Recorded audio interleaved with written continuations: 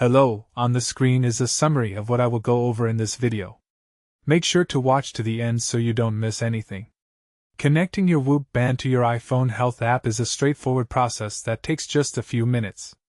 This integration lets you see all your recovery, strain, and sleep data in one centralized place on your phone. Step 1. First, make sure your Whoop app is downloaded and you're logged in with your account credentials. Open the app and navigate to the Settings menu by tapping the gear icon in the bottom right corner. Once you're in Settings, scroll down until you find the Health App Integration option. Step 2.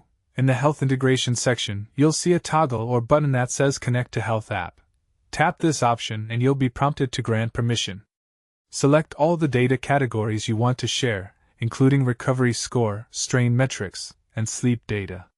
This allows the Health app to receive real-time information from your Whoop band. Step 3. Next, you need to authorize the connection on your iPhone.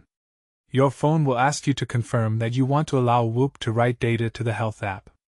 Review the permissions carefully and tap Allow to proceed.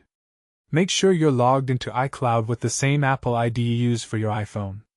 Step 4. Once authorized, return to your iPhone Health app and look for the Whoop data sources in the settings.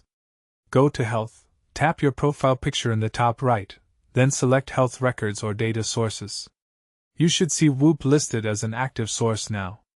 Step 5. Finally, verify that the data is syncing properly by checking your Health app dashboard. You'll see your Whoop metrics displayed alongside other health data like steps and heart rate. If data isn't showing immediately, try closing and reopening both apps. This usually takes a few minutes to fully sync.